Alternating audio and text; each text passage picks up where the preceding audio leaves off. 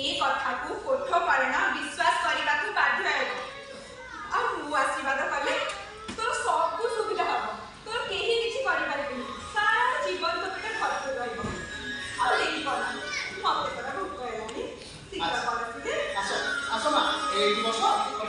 ସାଙ୍ଗେ ସାଙ୍ଗେ ବାଡ଼ି ଦେଉଛି। ଆସ ଜଗନ୍ନାଥ ଗୋସାଇଁ ଏଇଠି ବସ, ମୁଁ ସାଙ୍ଗେ ସାଙ୍ଗେ ବାଡ଼ି ଦେଉଛି। ନା ଜଗନ୍ନାଥ ଗୋସାଇଁ ଏଇଠି ବସ।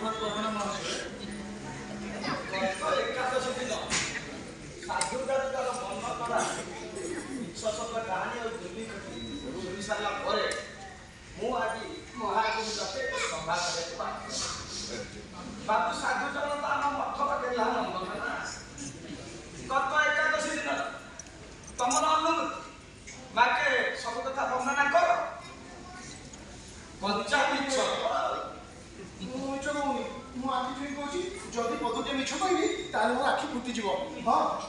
आसु तो एक दिन ब्राह्मण गोसाई स्त्री को धरिकी आसिले आपण ना जो पाए दुई जन जाक बाटी कर खाइले। जेहेतु तमें नियम करी कहूच साधुचरण मु तुम कथा को विश्वास करुले से ब्राह्मण गोसाई धर्मपत्नी देखा कौ रंगर कहीपर से ब्राह्मण जनक देखा कला हेले भारी सुंदरिया मुह आउ स्त्री देखा भारी गोरा जमी ठाकुराणी तो महाराज साधुआ जहाँ कहूँ सत पुरी कई दी जन ब्राह्मण ब्राह्मणी रांधुवा प्रसाद को खाया आसिक पहुँची से कथा से कहूँ साधु अति सरल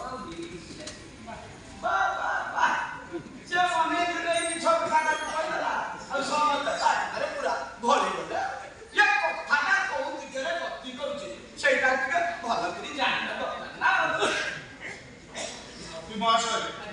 तुम मन को कौन आस साधुआ अधिका चाउल नहीं कौन करुथो बोली तुम मन में आसुची अधिका चाउल नहीं से बिक्री गोटा कर खर्च पर उठो तो से अठार का खाइबा पिला छाड़ तोरा बात नाही नतुआ कौन कहलो चंचो बोली की को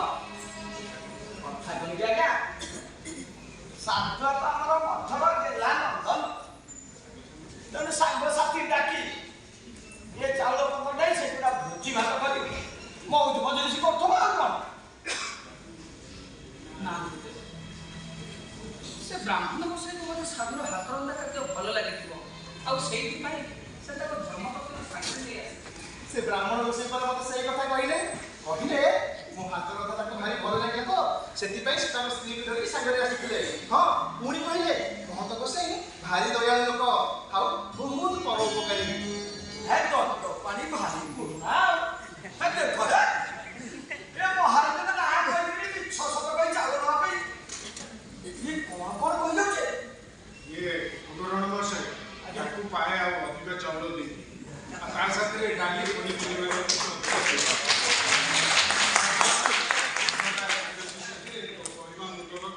सब ले आगे हाँ सुन ମଠ ପଛପଟେ ଥିବା କାଠ ଗୁଡ଼ିକ ସବୁ ଅଛି। ଆଜ୍ଞା ଆଜ୍ଞା ସାଧୁଆ କୋଉ କାଠ ଥିଲା ମୁଁ ତତେ ଦେଖେଇ ଦେବି ତ ସବୁ କାଠ ତିନି ମୁଁ ତମ ଟାଙ୍ଗିଆ ଦେଇଦେଉଛି। ଆଜ୍ଞା ଅଛି ତ ତମ ପାଖରେ ସାଙ୍ଗ ଯିବା ସାଧୁଆ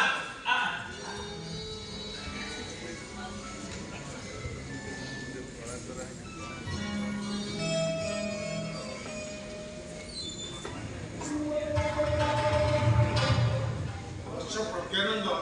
ଆଜ୍ଞା ଗୁରୁଦେବ ତମେ ଗୋଟେ କାମ କର ଆସନ୍ତା ଏକାଦଶୀ ତିଥିରେ